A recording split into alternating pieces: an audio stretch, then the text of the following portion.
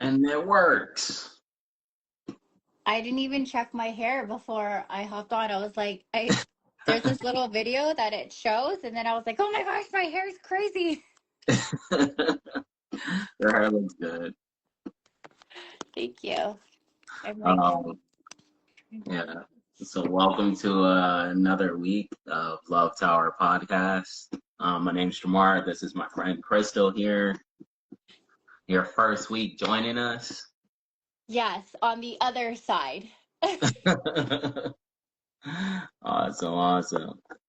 I know you watched a few episodes, but you never joined before. So it's Yes, good. Your first time. But you're a pro at this already. I'm all right. So what you been up This is to? a different format for me. Nothing and everything. Now you always have you have a busy life. You you do a lot of things. I try not to. I feel like this year I've been trying to eliminate more off my plate. Like I've been trying because I feel like I'm so used to packing my days that I don't have time to like process. Um, Mm, do you know what I mean? Like yeah, sometimes yeah, if you just kind of pack your days, you don't have time to process like what happened or where you're going. Like life can get so busy and you can just be busy just being busy, but where are you going? Like what's the goal? You yeah. know? That's a good point actually. Like Like you're not like are you measuring what you're doing, where your time is going, right? or not even being able to. You're so busy sometimes. I think a lot of people they're not even able to process like what's happening in their life, things that's happening in the family, or different things at work, career, all these things. Like you're not processing the emotions. No, That's kind of crazy, actually. you clock in and you clock out and you're like, did I get everything done that I was supposed to get done today that was on the list? Like everyone's fed, roof over, like, you know what I mean? Yeah, People get so busy. It's not like when you're a kid, when you're a kid, you didn't have to worry about all these adulting things. yeah, And so you had time to like play, you had time to think, you had time to create, you had time to maybe process, what you're thinking, where you're going, but then you become an adult and you almost go into like survival mode, you know? yeah, yeah, yeah. And then some people they don't, it's not even. It just becomes just a pattern. Like so, you're not even. You don't have anything to an outlet to reset or anything. So I know you've been doing like some meditation lately too. Haven't I've you? been doing my best. I mean, you definitely inspire me. You're someone who I look up to when it comes to meditation because, all the benefits that meditation does have and does bring to you. I feel like I wish I had it sooner. I wish I had a mentor like you earlier in my life to be like, hey, you need to sit down, slow down, and, do Yeah, this. Um, but I still have racing thoughts, right? So, you were ordained as a monk 8 times, which is so cool. So when it comes to meditation, like how do I always have racing thoughts, right? yeah, Like things pop up. It's almost as if there's still an internal alarm of, oh shoot, I have to do this in 2 hours. Oh shoot, I have to do this tomorrow. Oh, this is due next month. Those yeah, racing thoughts, they just don't stop, right? And yeah. so as a former Buddhist monk who ordained 8 times, how did you get there? Like, how did you get to a point, or what are some tips and tricks that you can tell me about cutting my learning curve, right? Like, I don't want to Yeah. spend 20 years meditating to get to where you are. I want to Yeah. be where you are, like tonight, tomorrow. What would You know, you? you're funny. You're bringing your business strategy. I wanna get here quicker than that's funny actually. That's smart though too. It's like even with meditation, you do wanna obviously you don't wanna if you don't have to take 20 years to get to a certain point, then why take 20 years?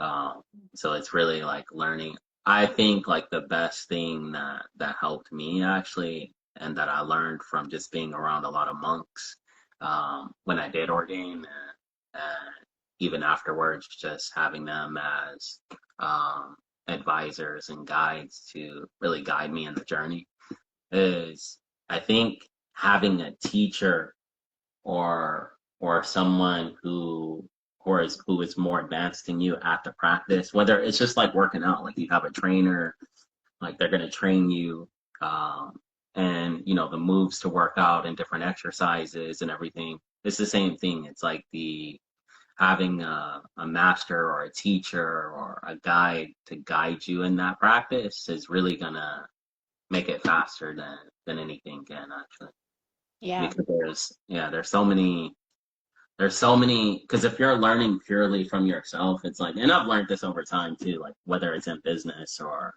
whatever it is, meditation, it's like usually like if I'm, you know, weeding through something by myself, like honestly, it's just my ego doing it because there's already like a million people before me that has already done it like Yeah. better than me who I could just learn from and just be like, oh, okay, like they already have a blueprint right here. Like, let's practice this. Yeah. I agree. I'm always like, who's good at this and how can I like cut my learning curve? Because I'm not trying to go through all the mistakes that they already made. I want them to tell me, like, after all their hours of hard lessons and mistakes, like, what did they learn, Exactly. So, how do I help myself stop my mind from my racing thoughts or emotions that come up while I am sitting and meditating? Like how do I get to that space where I just like zone out and I don't know what I should see. All white, like just Yeah. clear. How do I So get there faster? that's part of the trick right there is don't actually worry so much about getting your mind to the point where it's empty, because in the beginning it's almost impossible unless you have like a natural ability. Like there are some people who have like a natural inclination for meditation, like they're just, whether it's from a previous life or whatever it is, like they can just first time sit down, they're almost expert level. There are some people like that, but it's very rare. It's like most people, it's gonna take like a very long time to. It's like training. Like you really have to train your mind. The trick is don't worry about getting your mind empty. Just worry about getting it to less thoughts first. So it's like, or a better way to say it is slow it down. Yeah. Just slow the thoughts down. Like if you can do that, then you're good. Like in the beginning, like the first like months of you meditating, just worry about getting your mind to slow down, like Yeah. not as many thoughts. And then eventually over time, because when I first meditated, I honestly believed, like the first time I meditated, like I came out of the meditation and I was like, this is not possible, bro. I was like, I don't know what they talking about, but this ain't possible. I was like, there's no way no one can empty their mind completely. I was just like, that's not possible. Like I was convinced of it. And Yeah. so because it was so difficult for me, because I had never done any meditation practice and anything like that, like it was so difficult for me. I was just like, I literally thought there's no way this is real. Like it's impossible. You can't do it. But if you can eventually get your mind to one singular thought, Hmm. like an analogy that I've heard, I think it was a monk who actually told me this analogy. If you look at it as almost like a needle, like flipping back between like a odometer or something like that. If you can get it to one, like one singular thought, then it's very easy for the mind to just slip into nothing. Okay. But first you have to get from 50 thoughts in the mind to 20 thoughts to 10 thoughts to five. And then if you can focus on one, then once you are able to focus on one singular thought, then the mind slips into nothingness sometimes. That makes a lot of sense. So as you're talking to me, what I'm thinking of is like business actually. But it's because that's what I use to relate to it. Yeah, So it's kind of like, and just let me know if this is kind of the same thing, right? We go from many thoughts, 50 thoughts to one thought to no thought. And when you're in the no thought, you're in the zone, yeah, right? Like you're exactly. in that zone. So a lot of business owners and entrepreneurs, they have shiny object syndrome, right? And so they're always looking for the next best thing or the next thing that everyone says is making money. And they're here, they're there, they're in 50 different businesses, right? Yeah. But if they can just hone into one that they're really good at and that they've been doing well in, they can Mm, just tap into the zone of that one, and then from there they take off and they no longer need to look at 50 different things or 50 different ways to make money. It's just exactly. one.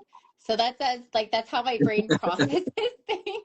So I'm Exactly. like, Exactly. oh, it makes sense. Like instead of trying to like have all these things in your mind, like just start with one and Yeah. just like focus on that, and then you go into kind of Yeah. like a zone. Like you hit the zone like where you're like in the focus zone. Exactly. If Exactly. that makes sense. But I mean, it's hard to get there. But also the key too is that don't worry about so much of the like getting to zero thoughts or emptying your Yeah. mind because you actually get the benefits of the meditation, Yeah. even if you're not at zero thought expert level meditation. It's Yeah. like you can actually get the benefits of it even if you have thoughts in the mind. Just the practice of you sitting down and meditating, there are actually a lot of benefits that are accumulating, like energetically, like even mentally, neuroplasticity of the brain, all types of things that's happening that are benefiting you, even though you're not at expert level meditation. Yeah. Thank you. That helps a lot. It's Yeah, like you're still getting rewarded for doing something even though you're not like at the yeah, best at it. yeah. Like energetically, like I'll speak about the energetic part of it a little bit, is that the more thoughts you are able to eliminate in the mind, then the cosmic energy is flowing into the body. And Yeah. so, into the system. So it's like, you don't have to be necessarily completely empty thoughts to be accumulating the benefits of the energy. Got it. Got it. So, what would you suggest for a beginning meditator, like someone that doesn't meditate often, but I think everyone needs it, right? Like, would you say that like everyone needs it or everyone could benefit from it, right? I mean, I feel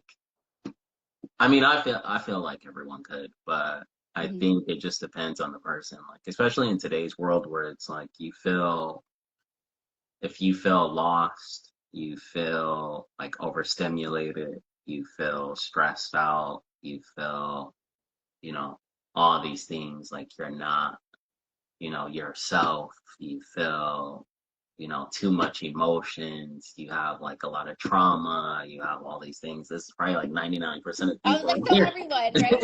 So everyone. So it's like, yeah, meditation can definitely help you actually. It's like, well, the true like benefit of meditation is the ending of suffering, like to end suffering.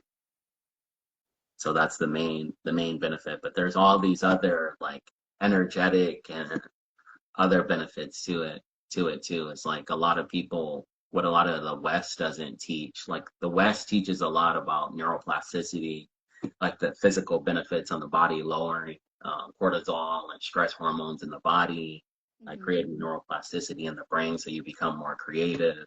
Like I've heard somebody talk about it. It's like in the West, we've kind of made meditation to where it increases productivity for business rather Yeah. than rather than its original purpose, which is to eliminate suffering and to kind of increase your insight into the truth of reality. Yeah, I agree. I think that there's a lot of tools out there to help people on a mental and emotional level.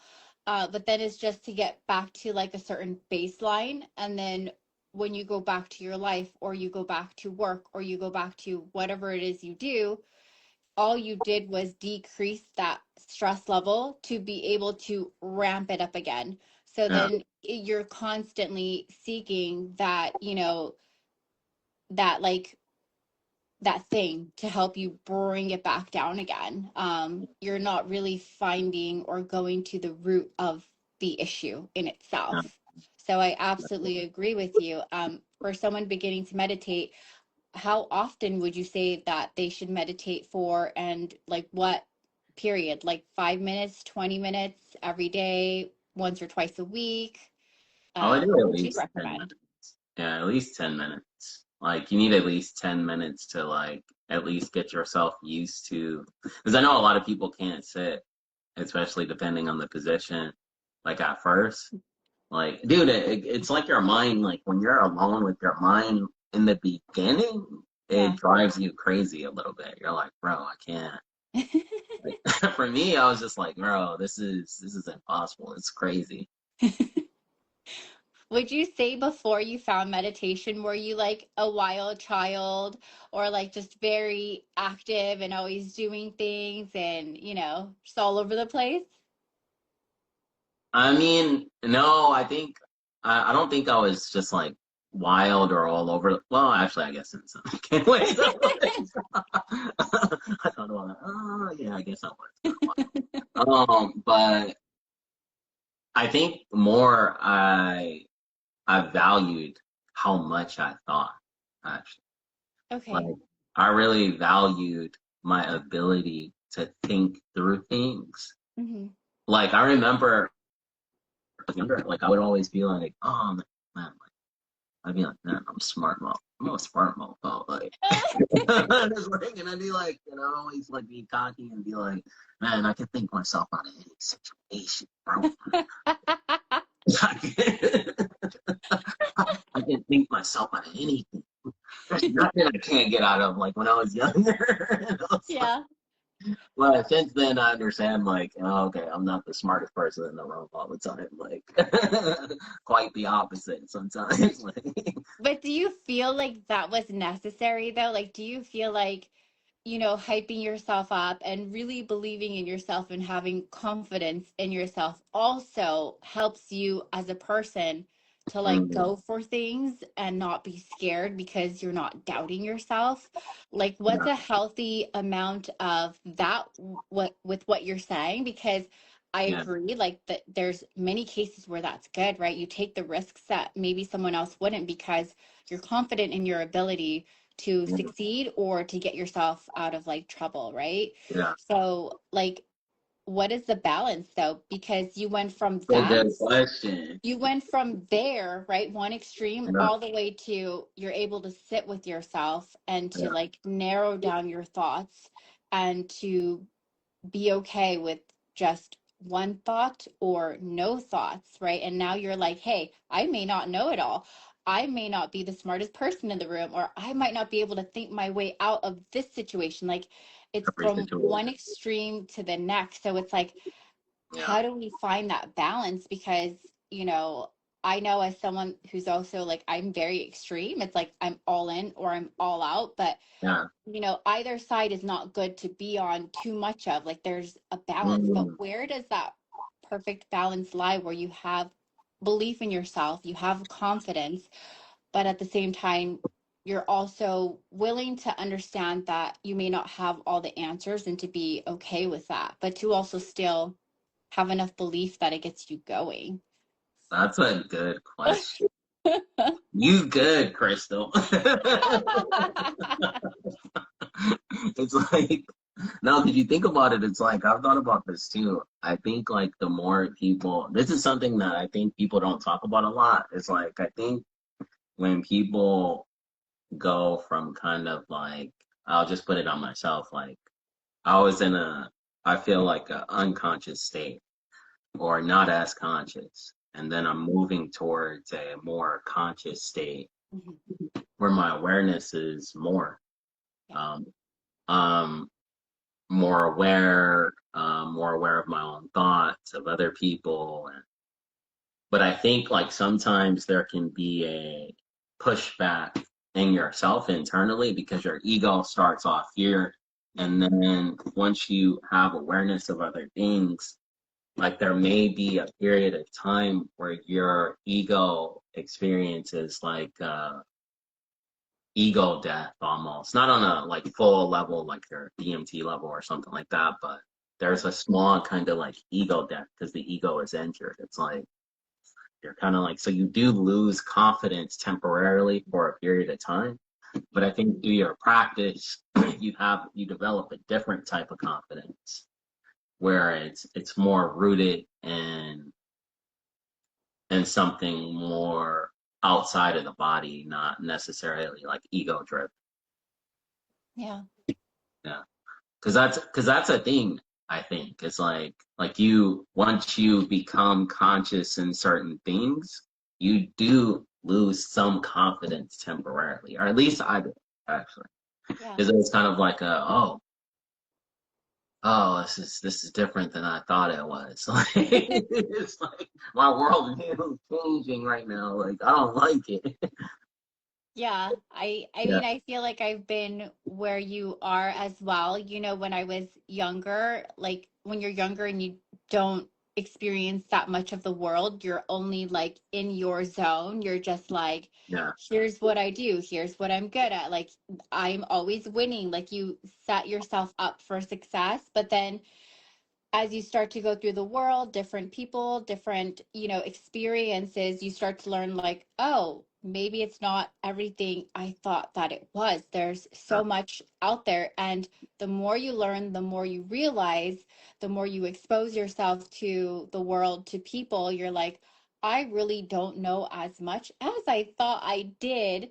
But at yeah, the same time, when you were in that zone where your ego was almost running you and you were like just zoned in and focused, you yeah, were still winning, you know what I yeah, mean? Like, and so it's like, how do you find that balance, you know what I mean? Where you're still confident in yourself to take the risks and to know that if you fall into trouble, you'll get yourself out. But at the same time, you're still open yeah, to other people's opinions and their feedback and their expertise in order to take that with you to continue driving forward.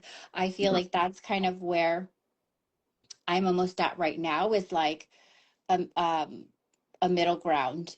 yeah. How do I move forward in anything in life, in business, with family, with friends, um, making sure that like I am open to anything and everything, but I'm also confident enough in myself to move forward, to keep going, right? Because you could actually argue that sometimes if you look at the world, like people may like have a hard time like actually processing this, but if you look at it, a lot of people who have unrealistic views or belief in themselves actually do progress more. Yeah, If you think about that.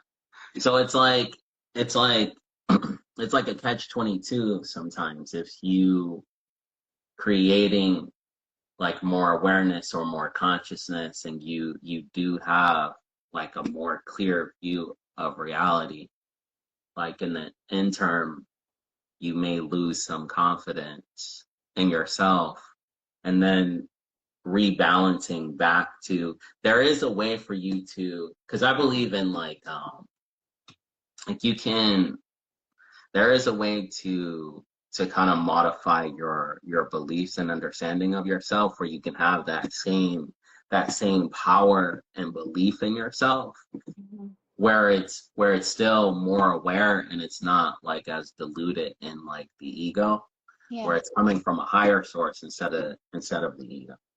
So you can still have the same resolution, the same power.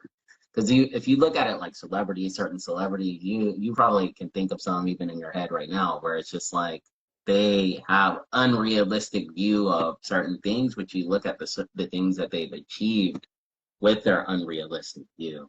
yeah. Uh, Celebrities Like and that. politicians, though, Yeah, right? and politicians, yeah. Like it is a manifestation technique if you think about it. Yeah, Yeah, it's I believe crazy. that. I Yeah, believe that. definitely. It's like you can like the more power you have in that belief and the belief in yourself for sure it benefits and it helps you for sure.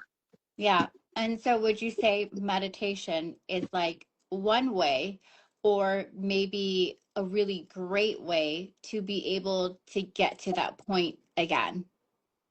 Yeah, it's like you can like I always tell people if you whatever you're practicing, like whatever your practice is, if you practice the practice of meditation, it'll magnify the practice actually. So think about it in this sense is whatever you're doing in the world, you're doing it through the instrument of your mind. Mhm. And so the higher potency you can get the mind to be is the more powerful the practice will be. So let's say, for example, like some people practice magic, some people, well, whether it's prayer or whatever it is, like, or just wishing or positive thinking, affirmation. There's so many like different forms of like manifestation, different practices that people do.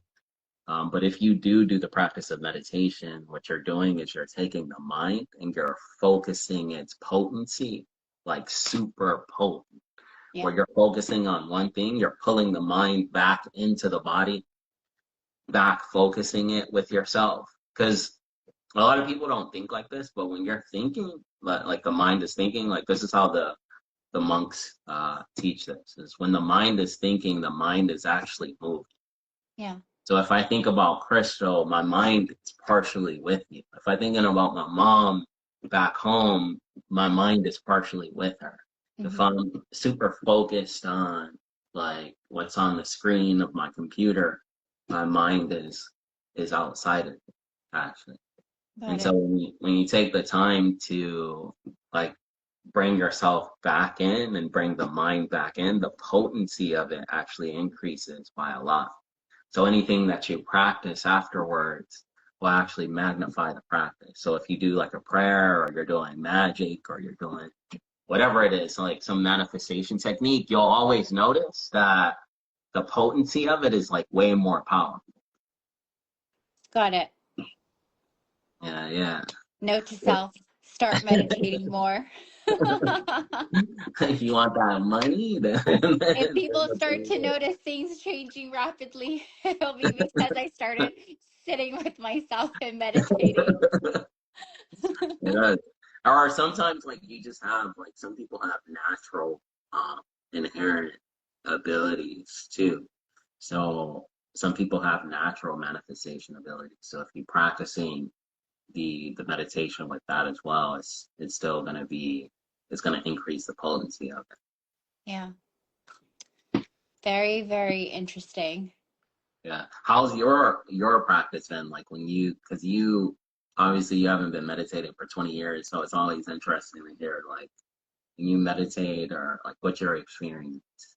I like um I like meditating with, my friends, like with you guys or, the other founding team members of the Love Tower because for someone that's really new to it, sometimes I feel intimidated by myself. And I also feel like it helps when it's scheduled, right? Because as a person who's not used to doing something, like a certain something, like it could be easy to make reasons or excuses why I can't do it, right? Like, or why I don't have time or um, whatever, right? Like, there's always a reason, there's always something. But I feel like when it's scheduled, right? Like, if my friends are like, hey, let's go do this at this time, or hey, like, you know how the Love Tower now does you do the twice a month meditations, right? So, every second and fourth Sunday, right? Starting Yeah. at 12, is it 12? 12 p.m. Pacific. So that helps because it's like, Mm, oh, there's a dedicated day, a dedicated time, and there's someone who's so much better than me, who has all mm, these years of experience. guiding it. So like what you said, like when someone that's not used to doing something does it by themselves, they're kind of like, how do I do this? Or they don't have the discipline yet to be like, this Yeah. time, this day, every, month, every week, or what have you. I Yeah. personally like that a lot more Yeah. because then I'm like, I'm showing up for like other people, like my friends, my people. Like I'm showing up with them to do something together. It's kind of like an activity, right? That makes sense. um and like just and it, that's just me. Like maybe other people are like, I'm going to do this, and then they just start doing it, right? Yeah. I know how I am. Like if I'm like, oh, I can work out at home, or I can go for a walk, or I could do yoga on a yoga mat in my living room, like I know that I'm going to make a reason not to. I woke up late, I need to sleep, or oh, I got to do the dishes, or I got to go. I Yeah. can make a reason. But so because I know that about me, like my personality, what I do is I will get a pass to go work out, and I'm basically get spending money every month. But because I know I'm spending money every month, I'm like, I better use it. I Yeah. better use it.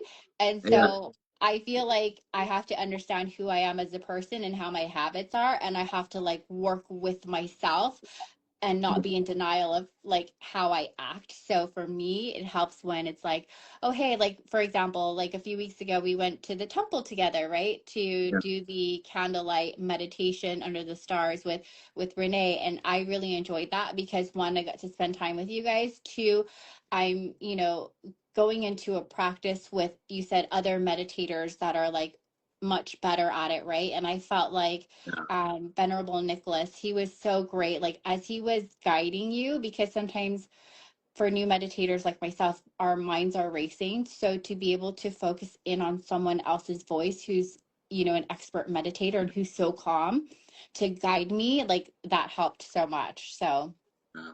That that's makes a that's lot of just me and who I am and how I work best is like, oh, you're really good at that. Okay, well, can I do it with you? Like, sense.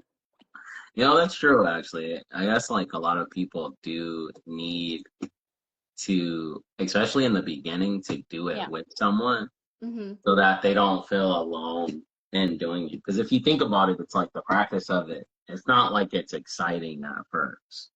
Yeah. Like it's not like you're literally sitting just observing your mind, and it's just like, oh, great. Like, You're like, I'm crazy. That's what for some it is. I'm people, just crazy. and for some people, that could even be torture. It's like, oh, great, I'm alone with my mind right now. Oh, this is awesome. Like, so that's yeah. I don't think about that sometimes. Yeah, that Yeah, makes a lot of sense. I like being able to kind of schedule it and then be like, okay, well, I said I was going to show up, so I got to show up, But because if it's by yourself, it's like, oh, well, I could skip it. No one will know. Yeah, I I mean can it. make my reason.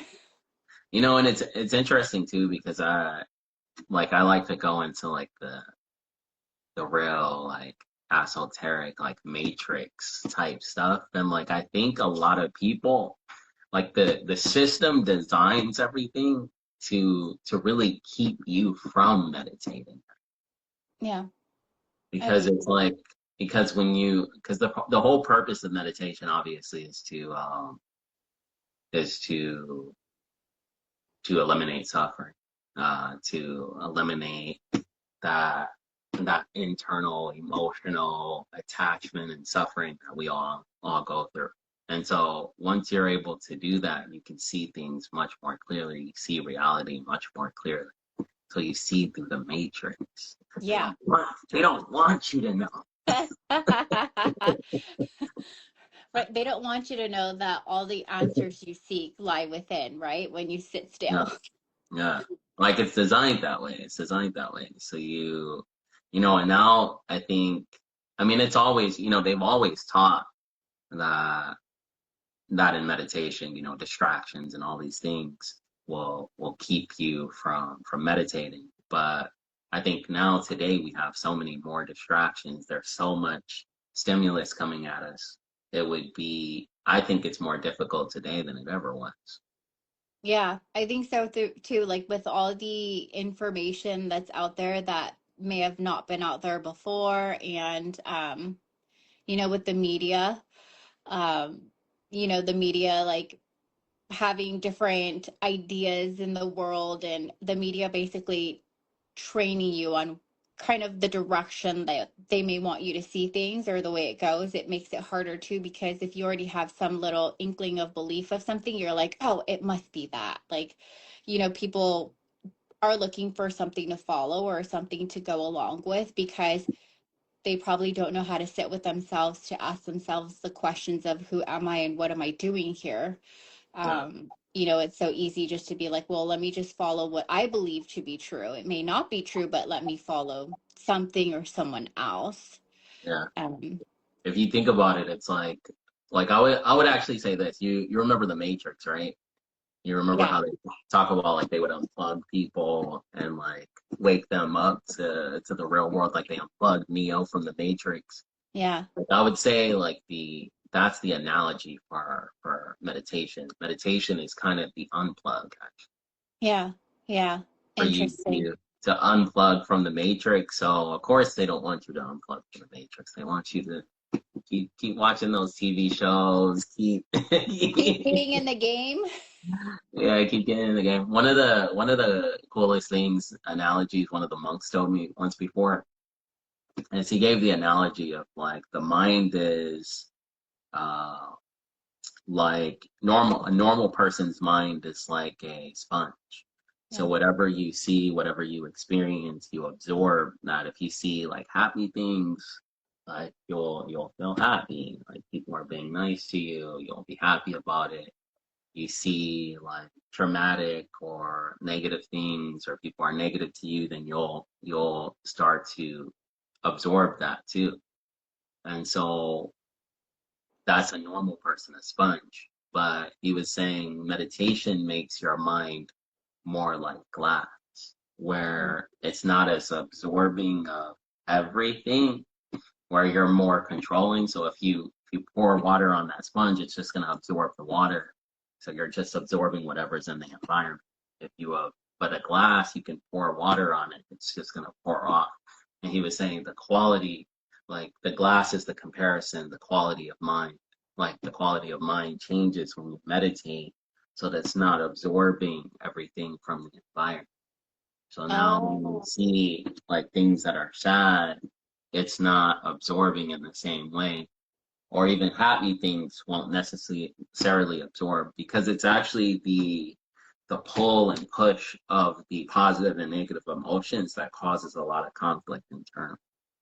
oh, wow. I never thought of that, but I could imagine the visual. Like, there's a sponge, it's you, and meditation is almost like the glass that protects the sponge from Yeah, absorbing anything coming at it, like where you're able to still see it because it's glass. You're able to see it how it is, but you don't, have that, you have that protective layer from yeah, absorbing it. I've never, that's a really good analogy. yeah, yeah.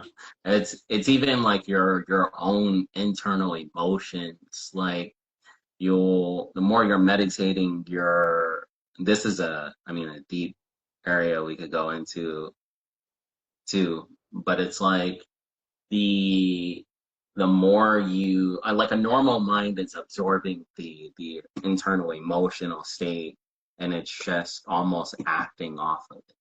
But when you're able to meditate a lot, you're not necessarily absorbing and acting off the emotion immediately. You're more able to observe it. You're not really reacting to it. You just perceive the emotion, but you're not really reacting either way to it. You're just observing it like, oh, look, I'm angry right here. Okay. Like, That's just like in meditation, right? Like with the yeah, thoughts, like when the thoughts come through, um, versus like when you're not meditating, but things that are happening are triggering emotions, right? So what it seems like is there's like a certain level of detachment from your thoughts when you're meditating. And then when you're not meditating, when you're in real life going and flowing, there's a certain same detachment from the emotions in exactly. order to stay in your center. Exactly, exactly.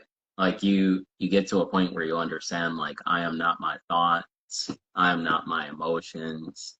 Like so it creates a separation between the two, so they don't command you.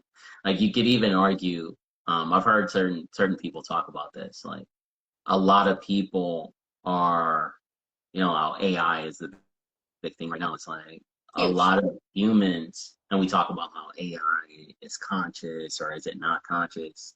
A lot of humans are not really conscious. They're just operating from a point of uh, it's like a mechanism. Like their emotions are running them. They're just running on a program. Yeah. So it's not like they haven't gotten to a point where the awareness is able to control and observe the emotions and actually dictate it. Instead, the emotions are operating. It's not you operating. So, would you recommend any, besides, actively practicing meditation every day, getting better at it, or maybe doing a group meditation with expert meditators, right? Would Yeah. you recommend any books or audios for people to start to have a better understanding and to kind of learn a little bit more? Yeah. There's the Dhammakaya audio meditation. That one's really good. I mean, there's a lot of the breath meditation, the Vipassana meditation. That's a really good one. Uh, where you're following the breath. That's a good one to start. I think that's like easy for people to get into. And when you say following the breath, is it that one where you're inhaling for like 4 seconds or 5 seconds and then exhaling for the same amount of seconds that you're inhaling? Is that how No, it goes? the Vipassana, that one's more like that's a different type of breath work, but the Vipassana is more you're not really controlling the breath. You're Hmm. just observing the natural breath flow, and Got then it. you're just observing the breath as it's flowing naturally, but you're not trying to control it or anything. You're just literally observing, oh, I'm breathing in, it's breathing out. It's like you're just following the breath, following the breath, following the breath. Got it. Yeah. And that gets your brain to eventually to where it's getting emptier, emptier, emptier, empty. That makes sense because you're focusing on something else. You're focusing on one thing. Exactly. Exactly. Very interesting. I have a lot of work ahead of me. We do, we do, we do. But no, this was a good conversation, Crystal. We gotta have you on more often. You're an expert at this. I'm okay. No, but we'll be having more conversations like this. We do this every week, same time, Sundays at 11. We also do meditations twice a month. So if you guys want to join us, we'll also be doing some group meditations in person as well. So if you guys are interested in that, follow the link in the bio, get updated on the newsletter. Boom, let's do this. Like, because the more people we could get to meditate together, like the better. Uh, it is better energy and everything, like Yeah. for the meditation. And we also do positive intentions for the world. And the more people we can get to collectively do that, put some positive energy out into the world, I make love that. I love that because I think sometimes people are thinking like, how can I help? Sometimes they feel like they don't know what to give or how to give or who to give. And so I think that with what you're saying, like just meditating and having that inner peace within ourselves, like it's nice to know that doing that, just sitting and meditating with friends, family, acquaintances, what have you, or your community, it actually helps the world, right? Like you dedicate that to the it does. world. It does. It'll help. It'll help. We do it Thank together. you. Thanks for sharing Thank that. you. Thank you for joining, Crystal. That was Thanks for awesome. having me. Thank you guys for joining. Thank everyone for joining. Thank you guys. Thank you guys. See you Bye. next See you week. next time.